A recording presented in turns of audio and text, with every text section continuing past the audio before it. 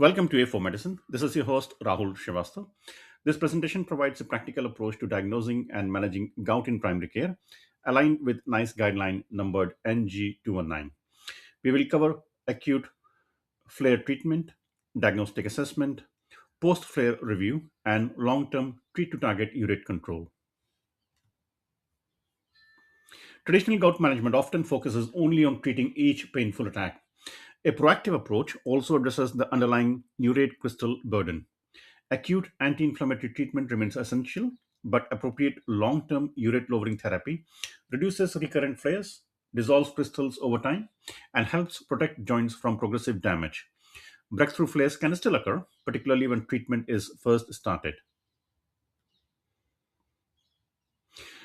Gout develops when sustained hyperuricemia allows monosodium urate crystals to form in and around joints. Reduced renal excretion is a common mechanism associated with chronic kidney disease, diuretics, genetics, and excess body weight. Hypertension is better regarded as an associated comorbidity rather than a direct cause. The 90-10 division shown here is a simplified physiological teaching model, not a nice diagnostic classification. The acute presentation: suspect gout when severe joint pain develops rapidly, often overnight, with redness, heat, and swelling. The first metatarsophalangeal joint is the classic site, although the ankle, midfoot, knee, wrist, hand, and elbow may also be affected. Always consider septic arthritis, calcium pyrophosphate deposition, and inflammatory arthritis. Suspected septic arthritis requires immediate referral through the local urgent care pathway. Explaining gout to the patient: explain that urate crystals can continue to accumulate between attacks even when the patient feels well. Treating the acute inflammation does not remove the underlying crystal burden. Long term urate lowering therapy can dissolve crystals over time, reduce future flares, shrink tophi, and help prevent permanent joint damage. It is usually long term and often lifelong treatment. Treat the flare as early as possible. NICE recommends an anti inflammatory, non-steroidal anti inflammatory medication, colchicine, or a short course of oral corticosteroid as first line options. Importantly, NICE does not rank one as universally preferable because the evidence did not show any consistent difference in pain or swelling outcomes. Choose according to renal and hepatic function, gastrointestinal and cardiovascular risk, diabetes, co prescriptions, and patient preference.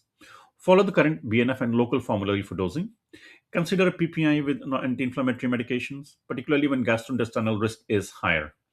Aspirin is not an acute gout treatment.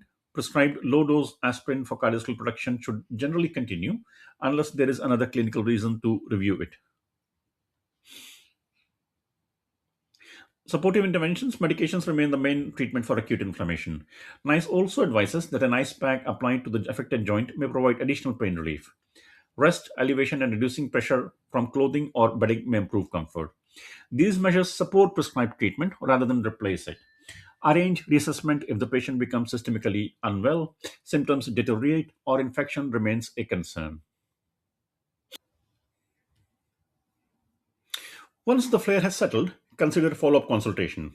Measure serum urate and review the diagnosis, kidney function, cardiovascular risk, lifestyle factors, and relevant medicines. Reinforce information about managing future attacks and discuss the risks and benefits of long term urate lowering therapy. NICE highlights follow up because this opportunity is often missed, leaving the underlying disease untreated until another painful flare occurs. Supporting the diagnosis: measure the serum urate when symptoms and signs suggest gout. A result of 360 macromoles per liter or more supports the clinical diagnosis, but hyperuricemia alone does not prove gout because many people with raised urate never develop gout. Serum urate may fall during an acute attack, so a lower result does not exclude the diagnosis. If suspicion remains high, repeat the measurement at least 2 weeks after the flare has settled. If uncertainty remains, consider joint aspiration and crystal microscopy, the diagnostic gold standard, or appropriate imaging, often done under hospital environment. Indications for urate lowering therapy. The wording matters here. Offer treat to target ULT to people with multiple or troublesome flares, chronic kidney disease, stages 3 to 5, directed treatment tophi, or chronic gouty arthritis. These groups have a greater risk of recurrent attacks or progressive disease. For other people, following a first or subsequent flare, discuss EULT through a shared decision making rather than presenting it as an automatic treatment. NICE recommends starting ULT at least 2 to 4 weeks after the flare has settled. If flares are frequent, it may be started during a flare. Treat to target. Start urate lowering therapy at a low dose and measure serum urate monthly while increasing the dose as tolerated. The standard target is below 360 micromoles per liter. NICE selected this as an achievable primary care target, although it acknowledges that evidence defining the ideal level remains limited. Consider a lower target below 300 for people with tophi, chronic gouty arthritis, or continuing frequent flares despite reaching the standard target. A lower level may help dissolve a larger crystal burden more quickly. Titration in practice. This case is illustrative rather than a fixed 4 month timetable. Start at a low dose, review serum urate monthly, and increase treatment gradually until the agreed target is reached. The time required will vary according to patient's response, renal function, tolerability, and the medicine selected. The important practical message is not to leave somebody indefinitely on an ineffective starting dose simply because their symptoms have temporarily improved. Allopurinol or Febuxostat. NICE recognizes both allopurinol and Febuxostat as first-line treat-to-target options for most patients. The committee found relatively little overall difference between them and minimal estimated cost difference, which is why both were recommended. Febuxostat may achieve the urate target more often, but may also produce more early flares, and many comparative trials used allopurinol doses that were too low to achieve target. The choice should therefore consider comorbidities, renal function, interactions, and patient preference. The key exception is major cardiovascular disease, where allopurinol is recommended first line. Major cardiovascular disease includes previous myocardial infarction, stroke, or unstable angina. NICE recommends allopurinol first line in this group. This position arose after CARES trial reported higher cardiovascular and all-cause mortality with febuxostat than with allopurinol. The latest FAST trial was more reassuring and did not show increased cardiovascular mortality. The MHA therefore changed its advice from avoiding febuxostat to using it cautiously. However, the current NICE recommendation remains allopurinol first line in major cardiovascular disease. Febuxostat is not absolutely prohibited, but the decision to use it should be made carefully. Preventing flares during ULT initiation. Starting or increasing urate lowering therapy changes serum urate and can mobilize existing crystal deposits, temporarily provoking further flares. This can undermine confidence in treatment, so patient education is important. An early flare does not mean the medicine has failed. Discuss the benefits and risks of prophylaxis. If the patient chooses it, offer colchicine while serum urate target is being reached. NICE favors colchicine because evidence shows that it reduces initiation flares. Evidence for NSAIDs and corticosteroids in this preventative role was more limited, so these were alternatives when colchicine is unsuitable. When somebody is already on existing urate lowering therapy, do not stop established allopurinol or febuxostat simply because an acute flare occurs. Treat the flare separately while continuing the regular urate lowering medicine unless there is a specific adverse reaction, contraindication, or other clinical reason to stop. Stopping treatment abruptly is a common clinical error.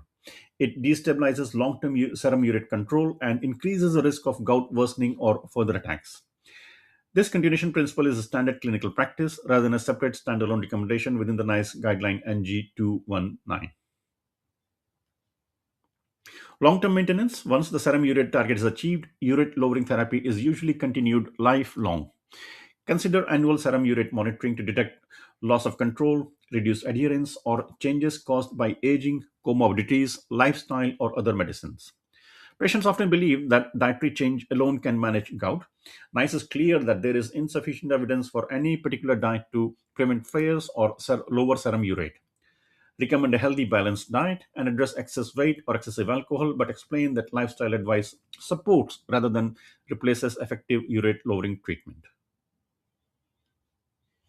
When to refer, consider rheumatology referral when the diagnosis remains uncertain, treatment is contraindicated, not tolerated, or ineffective, the patient has chronic kidney disease stages 3B to 5, or they have received an organ transplant. These are indications to consider specialist input rather than automatic emergency referrals.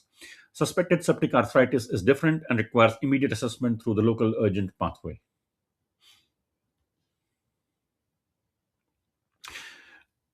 If we glance and review the complete pathway, begin by recognizing the clinical pattern and excluding a septic arthritis, measuring serum urate, remembering that a lower result during a flare may need repeating once the attack has settled, treat the acute inflammation and arrange post-flare review. Offer ULT to high-risk groups and discuss it with other patients through shared decision-making. Start at a low dose, consider prophylaxis, and use monthly serum urate results to guide titration until the appropriate target is reached. In summary, the key takeaways are gout is a lifelong urate crystal disease, not simply a series of isolated attacks. Treat the acute flare, but also address the underlying urate burden. Offer ULT to high-risk groups and discuss it after other first or subsequent flares. Treat to below 360 macromoles per liter or below 300 in selected severe cases, and discuss prophylaxis when starting or titrating treatment. Thank you for watching this video. I hope you like our presentations. Please like, subscribe, and share. And please consider this book on endocrinology and metabolic problems. This is one of the unique productions by A4 Medicine, solely made for primary care clinicians, and it's available on Amazon Prime for a price of £29.99. Please order a copy, and it's an A5 spiral book, robustly made in full color, and I'm sure you will like this book. Thanks for supporting us.